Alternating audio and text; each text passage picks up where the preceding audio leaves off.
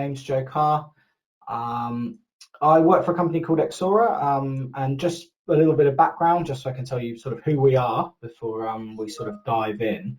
As a company, we came out of Boston Consulting, digital ventures arm, and what we do as a company is we find innovation for the mining sector, and we provide like a marketplace, as it were, for people to come and find solutions that solve problems that the industry has. And the company came about because a lot of mining companies need the same solutions to do things, and a lot of the time companies were reinventing the wheel and doing the same thing over and over again, which doesn't provide particularly a lot of value to anyone, and it's not the best thing for the sector.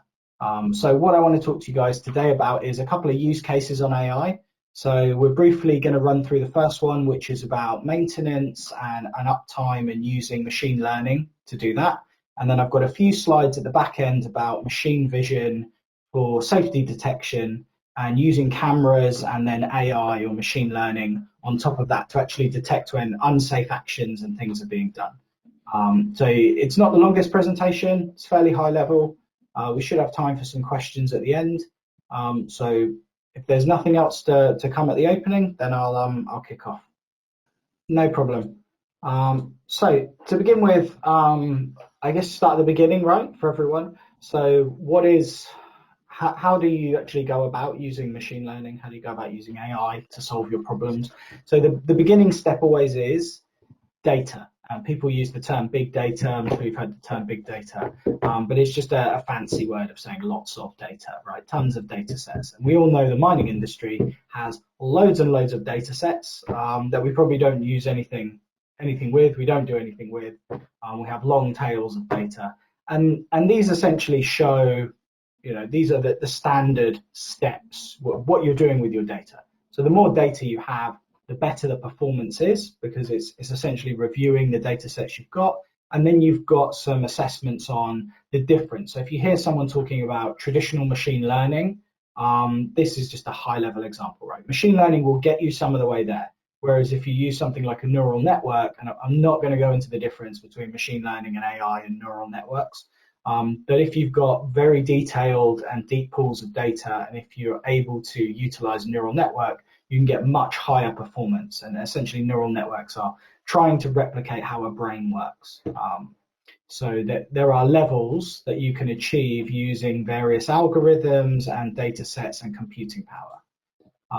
And this is just an example, right, of what you're doing. So essentially you're pulling in your structured data. So you're structuring some part of your data. So that's numbers. So for instance, maybe cycle times on haul trucks, tire pressures, things that you can very specifically put your finger on. And then you've got unstructured data. So what would I mean by unstructured data? Any of those: images, sounds, videos, text. For instance, a geologist may scan drill cores. Drill cores are a great example of unstructured data. It's an image, it doesn't obviously show anything, and the neural network has to learn what those things mean. So it's helped along at the beginning by giving it some context and various things. And the more you can do at the beginning with the learning, the faster it is, because it doesn't have to learn by itself. And then what it's doing is, sort of on the right-hand side, you see all that stuff says Veritas. So that's the outputs, and then it's feeding back the other way. So it's doing things like classification, it's doing things like clustering things that are similar or come together. They're often seen together. It's a bit like minerals, right? You have arsenic and gold, and they're associated. What a neural network might do, deep learning network might do, is look at the big tail of other minerals you have. Maybe you have 10,000 things that come back from a sample from a fire assay. As a geologist, you're only looking at maybe the first 20 or 30 or something. This may look at that long tail and actually start to draw some interesting analysis by saying, there seems to be a mineral here which is also associated. And starting to do those kind of things and generate predictions, and then testing those predictions against what it does.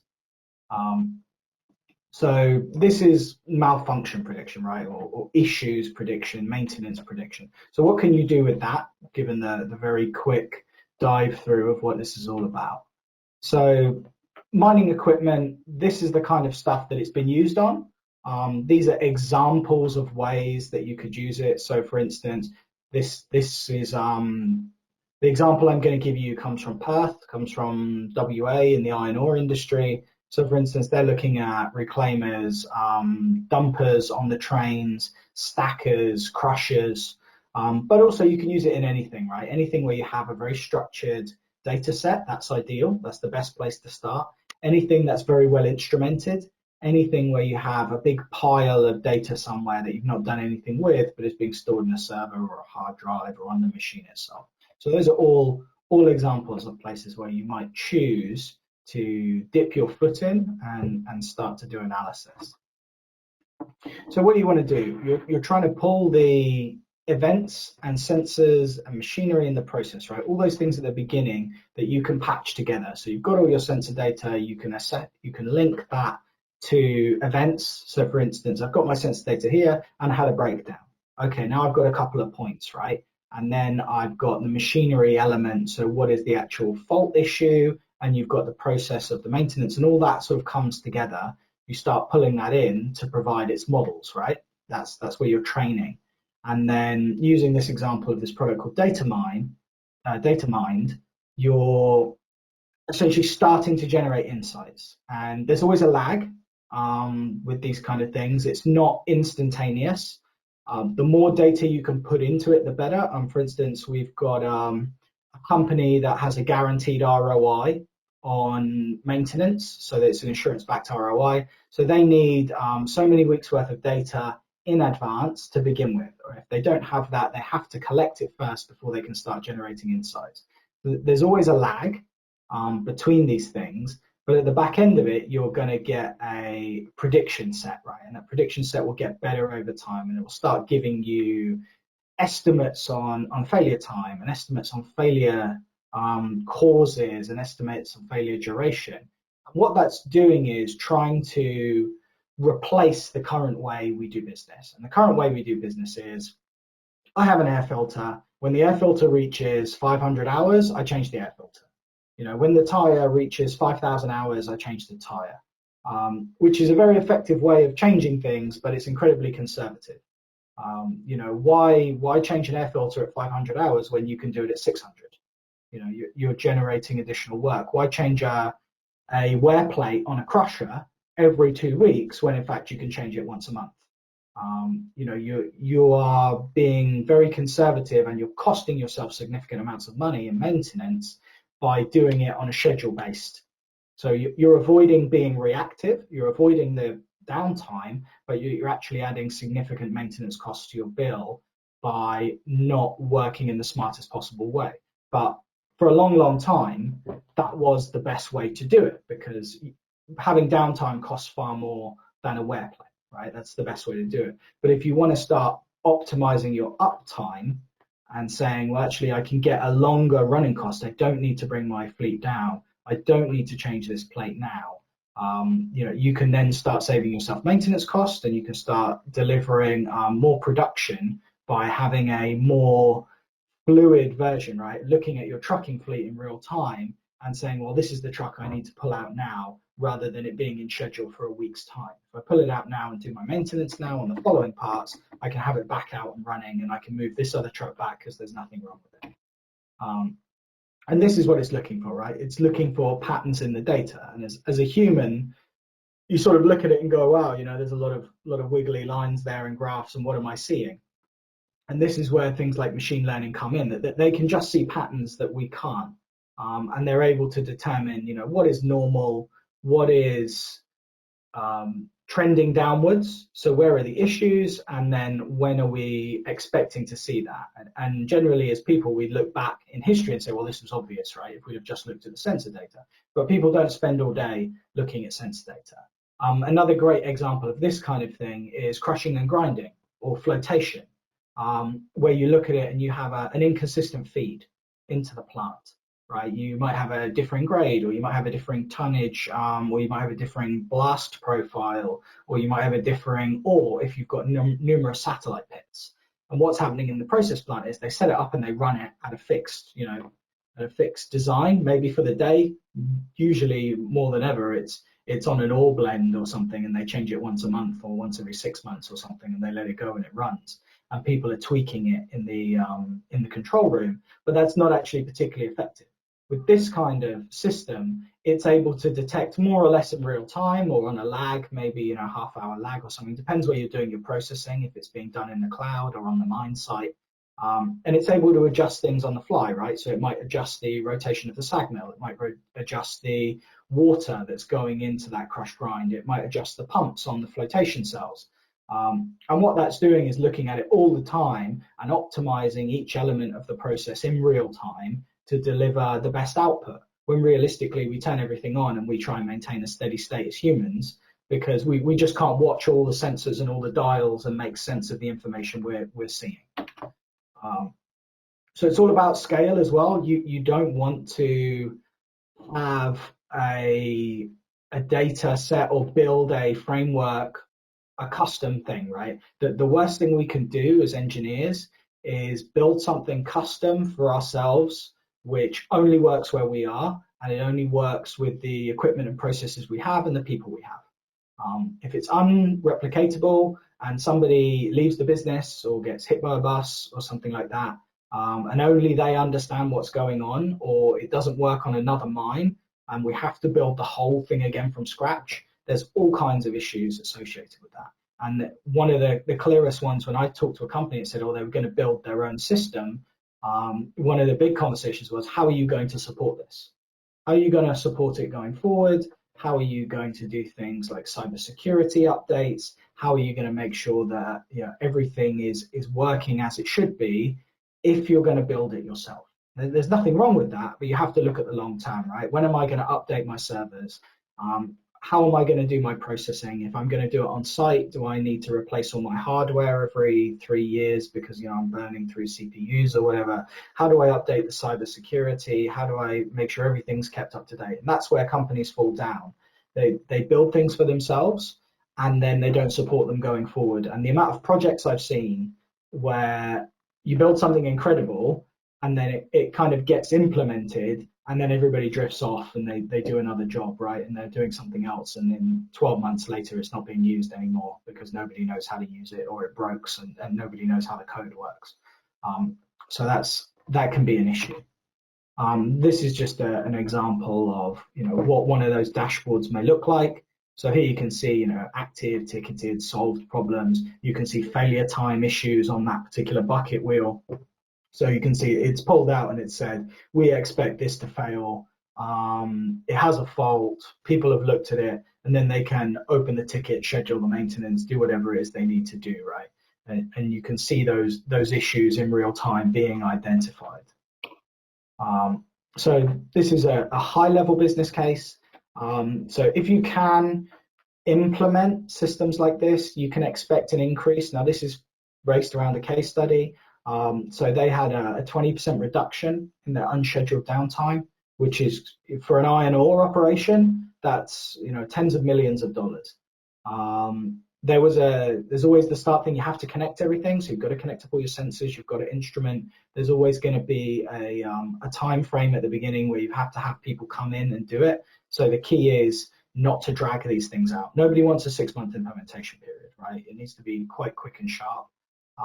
The ROIs are usually very, very good. So nobody wants, at the moment, nobody wants a 5-year ROI, right? Nobody wants a 2-year ROI.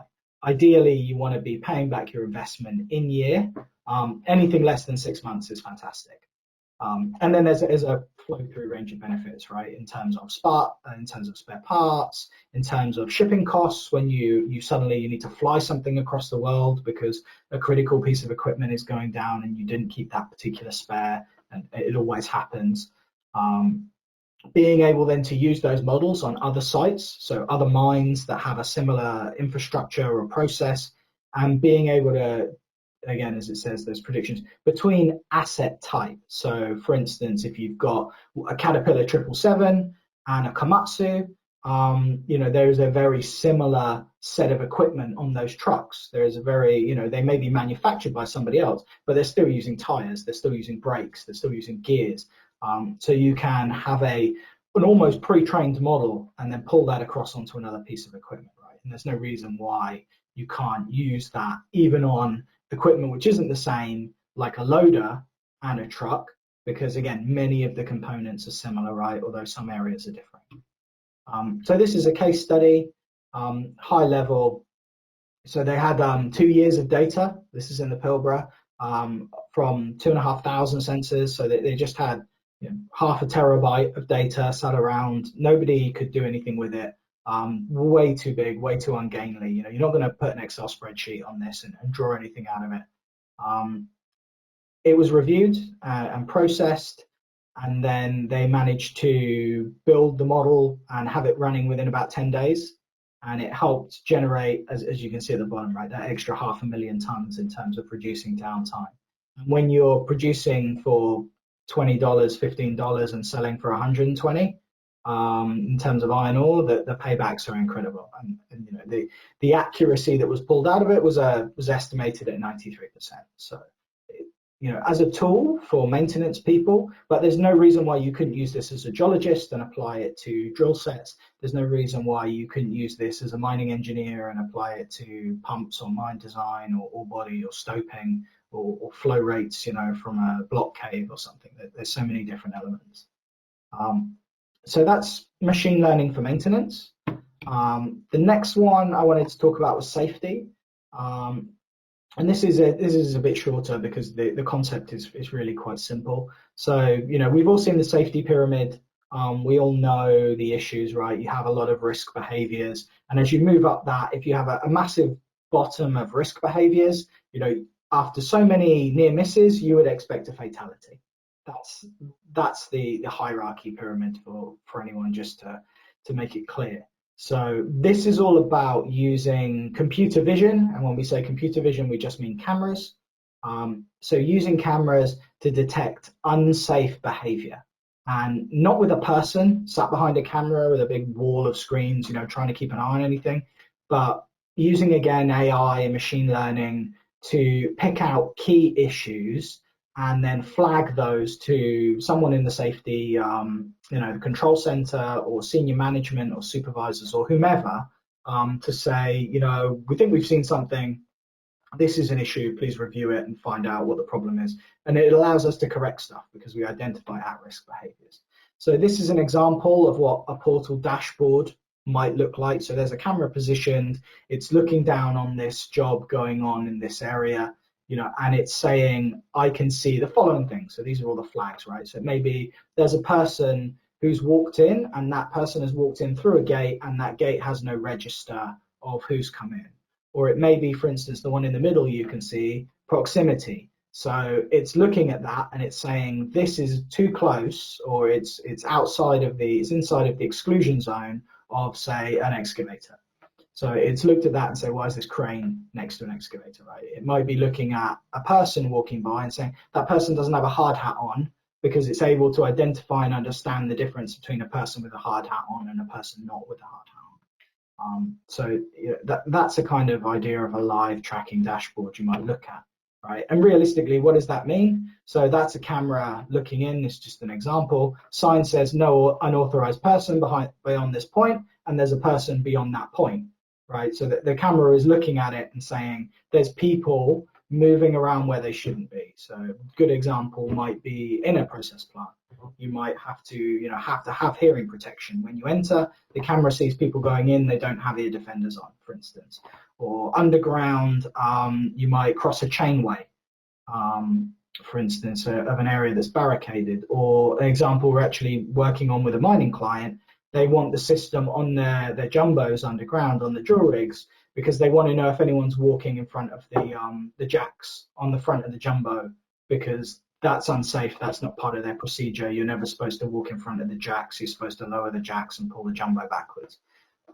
So they want the camera to be able to detect that, so they can give better training to the offsiders and the drillers to make sure it doesn't happen again, because they don't want people hit by fall of ground or booms or split hoses or anything like that.